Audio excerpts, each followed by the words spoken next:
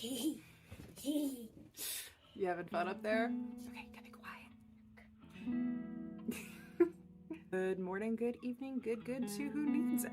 Happy 2024. I thought that it only made sense to start the new year off right with a beheading. The story of Gawain and the Green Knight begins with a feast in which the Green Man approaches the knights on the Round Table with a challenge. The challenge is completely meaningless to the knight himself, as it turns out that he is inexplicably immortal. So the purpose of the challenge is purely to test the mettle of the king with a frightening display. This is sometimes told as the work of Morgan Le Fay, sending the knight specifically to challenge Arthur and scare the shit out of Guinevere because fuck Guinevere. Guinevere, a lot like Helen of Troy, gets way too much attention from scholars and artists. I'm with Morgana, fuck Guinevere. Literally every man she interacts with could do better, and there are so many women in Arthurian legend that we don't talk about.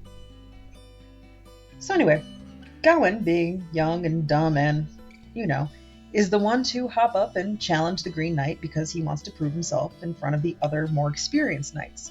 Gawain is basically a nepotism case similar to Prince Hal type character, but without a sexy Falstaff.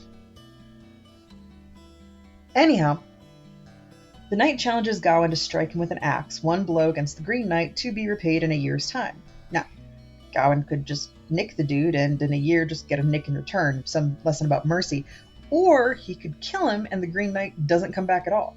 But as said, the Green Knight turns out to be immortal, so when Gawain goes for the killing blow, lobbing the head off, the knight picks it up and says, "See you in a year." Gawain then spends the next year shitting his pants. He doesn't really prepare because he assumes he'll die, and he goes back and forth on his commitment, ultimately deciding upon the honorable action of going out to meet the knight as promised. It's a death sentence, and he knows it, but if he wants to be a true knight in the spirit of chivalry, he can't go back on his word. He even considers how being merciful could have gotten him out of this whole thing in the first place. But he's not really all that valorous just yet. He's still just a dumb kid, and he doesn't want to die. He meanders around telling people about his plight, kind of fishing for an out. Near the Green Chapel, where Gawain is set to meet the knight, he comes upon a castle where the Lord invites him to stay as he awaits his approaching date. The Lord proposes a bargain to Gawain. He goes hunting every day, and he will give Gawain whatever he catches, on the condition that Gawain gives him whatever he may gain during the day. Gawain accepts. Then, the lady of the house shows up and tries to force herself onto Gawain. When the Lord returns and gives Gawain the deer he had killed, Gawain kisses him without explaining how he gained a kiss. The lady comes each day, and each night Gawain ends up kissing the Lord without explaining why. On the third day, the lady offers Gawain a magic girdle that will protect him from all harm. Finally tempted, or in some tellings continuing to be tempted, he takes it, but when the Lord returns, he doesn't divulge having gained the sash, he only kisses him. Gawain goes out to meet the knight with the sash hidden on him, thinking he has found a way to trick the Green Knight out of completing Gawain's fate. The knight, several times, moves to behead him, but stops at the last moment, causing Gawain to angrily tell him to just deliver the blow already. The knight does, but only causing a slight cut. He then reveals himself as the lord of the castle, aware of Gawain's deceitful behavior with his wife and with the sash. The knight assures Gawain that the whole thing was meant to be a test cooked up by Morgan Le Fay and not initially intended for Gawain. They leave on good terms, though Gawain is ashamed for having wasted everyone's time and acting stupidly. He goes on to wear the sash as a symbol of humility.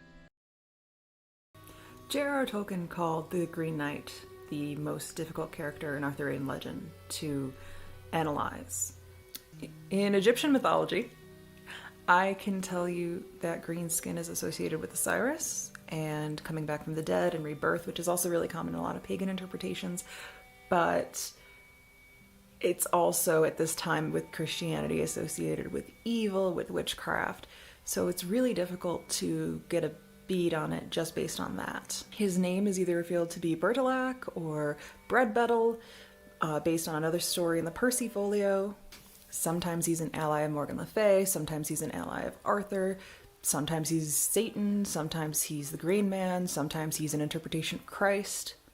C.S. Lewis called him as vivid and concrete as any image in literature. There's literally never been any agreement about why he's green. Sometimes he's entirely green, sometimes his horse is even green, the chapel is green. Tangential. I also learned while researching this, because sometimes his beard is described as beaver-hued, that this is an interpretation that the Green Knight is Satan, because, as all medieval scholars know, beavers entered a pact with Satan in order to be granted autonomy from Christianity and are above God.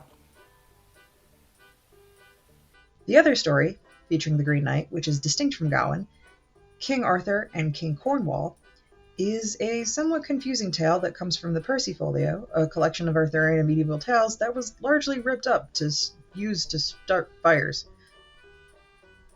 The ballad is only about half finished and involves a magician king of Cornwall who Guinevere may have had a kid with, and that Guinevere says has a better round table than Arthur does, and in general is better than Arthur, so Arthur gets rightfully upset about that. The Green Knight in this story is an ally of Arthur, and fighting a sprite, Burlo Beanie, on his behalf. The sprite had apparently been spying on Camelot. This story really doesn't make anything about the Green Knight any clearer. In it, Gawain is a womanizer, which is apparently consistent with the 17th century French interpretation of the character. Gawain's solution to the whole thing is that he's going to seduce and make away with Cornwall's daughter. Common modern interpretations of the Green Knight, specifically the story of Gawain and the Green Knight, involve a focus on the knight's relationship with Gawain and their frequent kissing and fondness for each other, with frequent reference in text to their respective attractiveness, described as a queer expression of male intimacy. While kissing was common between men at the time of the ballad, the church was beginning to tamper down on homosexual versus homosocial expression in media, and Gawain is thought to explore that turning point, with the Green Knight representing temptation. Gawain is argued to be passive, womanly figure by some feminist and queer sources, and many feminist interpretations of the story focus on the narrative that women ultimately control the flow of the story and its themes, while the men are victims to codes of masculine behavior.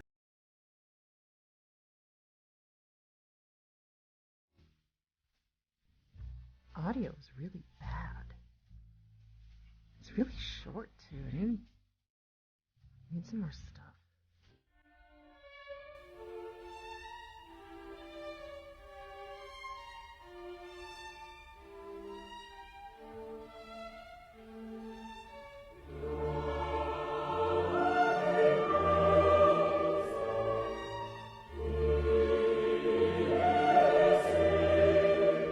A mascaron is an ornamental face, usually human but not always, and it is generally thought to have been a deterrent to evil spirits.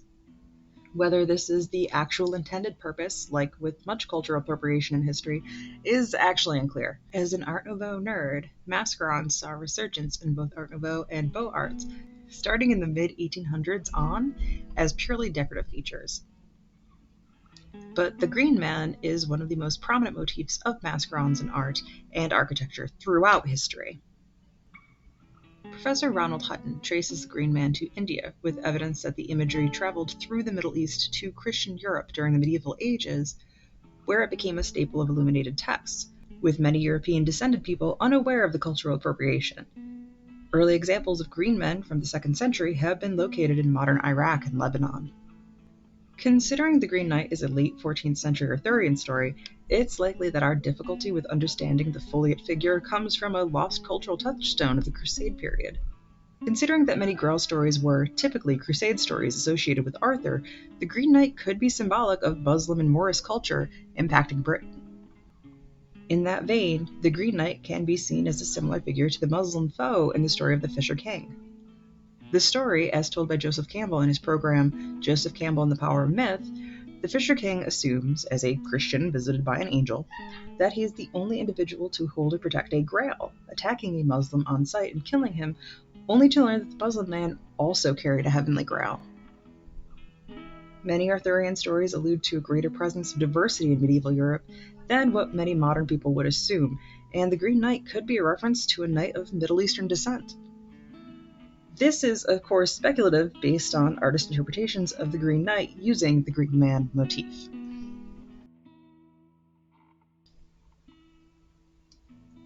The Green Knight isn't the only green figure in English folklore. From the 12th century, predating the Green Knight story, are the Green Children of Woolpit. I'm intrigued by this story, shedding more light on the significance of green, because this isn't a myth like something Arthurian, it's more of a local curiosity, with near-contemporary sources citing first-hand accounts. During the reign of King Stephen, during harvest time one year, 2 children were said to appear in the village of Woolpit in Suffolk, beside one of the wolf pits that gave the village its name. The children, brother and sister, were said to be green-skinned, in foreign clothes. They spoke in an unknown language and ate only broad beans. They were taken in and eventually became willing to eat other food and speak English, and they lost their green coloring. The boy died young, shortly after the people of the village had decided to baptize the children, but the girl grew up, she married, and she gave some explanation about where she and her brother had come from. Sir Richard de Calne of Wilkes wrote a first-hand account of the green children and is the main named source of those who wrote about the children, claiming to have taken them into his manor, where the girl was a servant for many years. It's been determined from first-hand sources that she may have been given the name Agnes. Agnes allegedly said that she and her brother had been herding their father's cattle when there had been a terrible noise, and they had followed the cattle toward the caves, eventually becoming lost and finding themselves at the wolf pit. Agnes said that she had come from a place where everything and everyone was green like her. She described living in a near-constant state of twilight and darkness, and according to one account, she called her home St. Martin's Land. Now, we could maybe make the argument that people in medieval England referred to people of olive skin tone or clear foreign bearing as green-skinned. There's also arguments that have been made that the children were clearly of some indigenous origin. Medievalist Geoffrey Jerome Cohen argued that this was a skewed comparison between English and indigenous Britons. Or we could accuse them of being fairies. I'll give you like 30 seconds to guess what happens most of the time. Many people have accused them of being fairies, particularly intrigued by the story of their travel through magical caves and coming out somehow in England. They were green because they represent life and death, like the Green Man. And the eating of beans is further evidence of paranormal interference because beans are the food of the dead. Beans are the food of the dead. Scholars in medieval analyses keep saying things like this, like it's common knowledge, and when I try to find sources, it gets weirdly cyclical because it's just a group of scholars all being like, yeah, we all know that. Just like how beavers as a group made a deal with Satan. Beans are the food of the dead. In a few retellings of the story, the children may even be aliens, though some stories point to them being otherworldly in a more vague way. The Green Children of Woolpit have inspired a lot of literature and folktales, as you can imagine, though there does seem to be an account of a real event somewhere in there buried under the superstition. Agnes, who is believed to have been the Green Girl, was said to have grown up completely normal. She married a clergyman, Richard Bear, and by all accounts, there wasn't much to note about her, except that Richard de Calne of Wilkes' household accounts refer to her as very wanton. So, is the argument to be made that green was a cultural shorthand by medieval writers for a foreign or indigenous person, or is it strictly otherworldly? The Green Knight is, after all, beheaded and survives, but does the enchantment of Morgan Le Fay actually have anything to do with his being called green by the English, or is this just a lost idiom?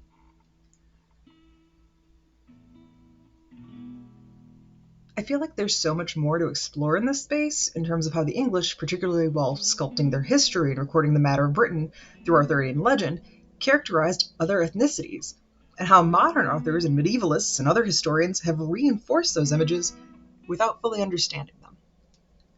One last take I'll leave you with today on the color green and its literary and social significance is green sickness, described often in Shakespeare as the plight of maidens.